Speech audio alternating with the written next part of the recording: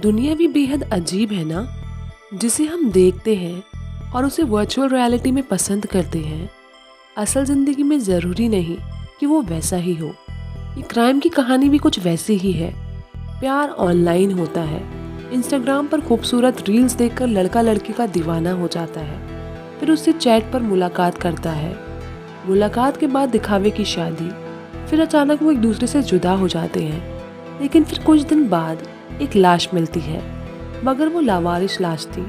न मारने वाले का पता था, न मारने की वजह।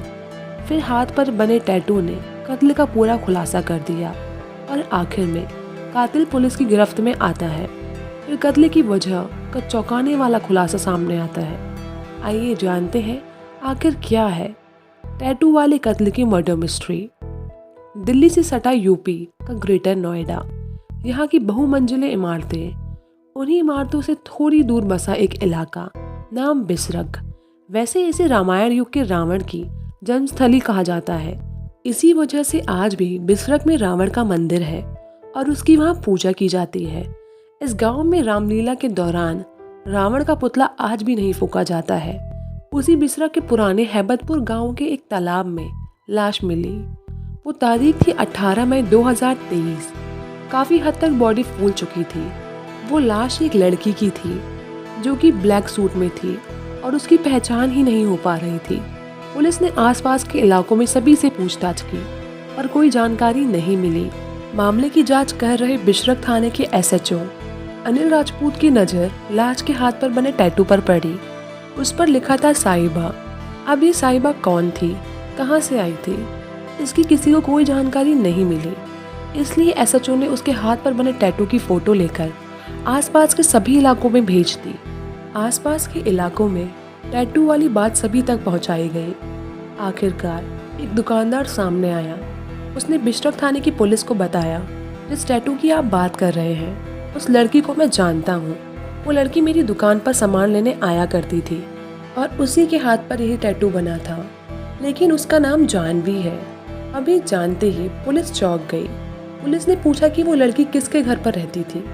ये पूछने पर दुकानदार ने बताया कि वो एक किराएदार थी और अपने पति के साथ रहती थी और उसके पति का नाम जितेंद्र है। दुकानदार ने बताया कि उसने जितेंद्र से पूछा था कि उसकी पत्नी कहाँ है। तब उसने बताया था कि 16 मई की सुबह ही वो मायके चली गई है, इसलिए उसे और कुछ नहीं पता। ये जानने के बाद पुलिस बेहद अचरज में पड़ गई। आखिर जितेंद्र ने ऐसा क्यों किया? अगर उसकी पत्नी ससुराल से निकली और मायके नहीं पहुंची तो उसकी गुमशुदगी की रिपोर्ट क्यों नहीं दर्ज कराई? साहिबा उर्फ जानवी गाजियाबाद की रहने वाली थी, लेकिन गाजियाबाद पुलिस में भी ऐसी लड़की की लापता होने की कोई जानकारी नहीं थी। लिहाजा पुलिस ने जांच शुरू की। अब पुलिस ने जितेंद्र को हिरासत में लेकर पूछताछ की। तब उसने पहले ये बताया कि उसकी अपनी पत्नी से लड़ाई हुई थी, फिर वो नाराज होकर अपने मायके चली गई थी। उसके बाद क्या हुआ उससे इसकी कोई जानकारी नहीं है। फिर पुलिस ने उस टैटू को दिखाया जिस पर जानवी लिखा था। ये देखते ही जितेंद्र ने उसे पहचान लिया और फूट फूट कर रोने लगा। ये कहने लगा कि वो घर से तो बिल्कुल सलामत गई थी। आखिर ये सब कैसे हुआ, मुझे इसका कोई अंदाजा नहीं है।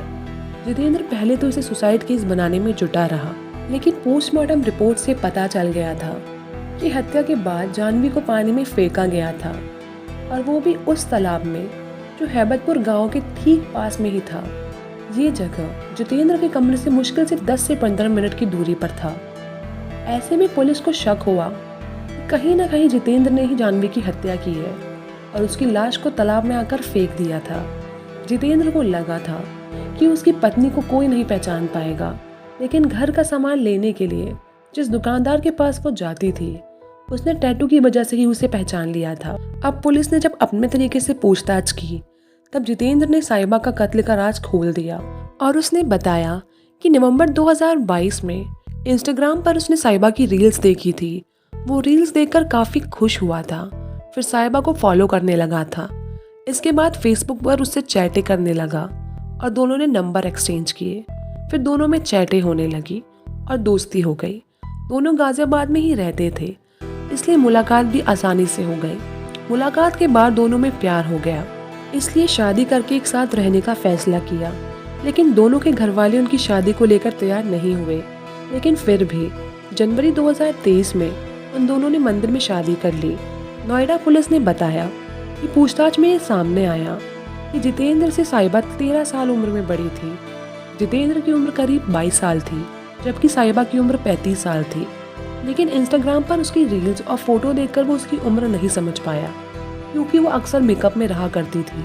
ऐसे में जब दोनों गाजियाबाद के सुदामापुरी इलाके में साथ रहने लगे, तब दोनों में अनबन शुरू हो गई। साहिबा अक्सर रील्स बनाने में व्यस्त रहती थी, वहीं जितेंद्र भाटी कैब चलाता था। लेकिन कुछ समय बाद से साहिबा ये कहने लगी थी कि वो परिवार के सामने शादी करना चाहती थी, एक शादीशुदा जिंदगी पूरे परिवार के साथ गुजारना चाहती थी। लेकिन जितेंद्र के परिवार वाले दूसरे धर्म में शादी करने से पूरी तरह से खिलाफ थे। इसलिए अब धीरे धीरे दोनों में दूरी बढ़ने लगी और लड़ाई भी काफ़ी होने लगी। 1 मई के आसपास ही साहिबा और जितेंद्र दोनों बिशरा के हैबतपुर में किराए के मकान में शिफ्ट हो गए। यहाँ पर दोनों ने सबको अपना पति पत्नी का रिश्ता बताया था। साहिबा का नाम जानवी बताया था। यहाँ दोनों साथ रहने लगे। यहाँ पास में ही एक तालाब था। इसे देखकर जितेंद्र ने पहले से ही साजिश बना ली थी कि हत्या के बाद साहिबा की लाश को उसी तालाब में फेंक देगा। पुलिस की जांच में पता चला कि जितेंद्र और साहिबा दोनों खूब शराब पीते थे। जितेंद्र को ये बात बिल्कुल पसंद नहीं थी कि साहिबा शराब पीती है, इसलिए 15 मई को कत्ल वाली रात ही उसने घर पर साहिबा को पार्टी दी, बढ़िया खाना लाया और पहले उसे खूब शराब पिलाई। और जब साहिबा नशे में पूरी तरह धुत हो गई, तब जितेंद्र ने अपने हाथ से चाकू लेकर उसके हाथ की नस काट दी और काफ़ी खून निकलने से साहिबा बेहोश हो गई। तो जितेंद्र ने उसका गला घोंटकर उसकी हत्या कर दी। इसके बाद उसी रात को करीब 2 बजे के आसपास उसकी लाश को कंधे पर डालकर जैसे तैसे तालाब तक लाया और उसे तालाब में फेंक दिया। जब लाश मिली थी तो वो अपने घर चला गया था और उसने आसपास के सभी लोगों को ये बताया था कि उसकी पत्नी नाराज होकर मायके चली गई है। जितेंद्र ने कभी सोचा भी नहीं था कि वो कभी पुलिस के हाथ भी लग पाएगा, लेकिन उस लड़की के हाथ पर बने टैटू ने इस पूरी मर्डर मिस्ट्री को सॉल्व कर दिया। तो दोस्तों, ये थी आज की दिल दहला देने वाली कहानी। इस कहानी के बारे में आपकी क्या राय है कमेंट सेक्शन में ज़रूर बताएं। अगर आपको वीडियो पसंद आई हो तो वीडियो को लाइक करें, चैनल को सब्सक्राइब करें और इसे अपने दोस्तों और फैमिली मेम्बर्स के साथ शेयर करना ना भूलें। Thank you for watching.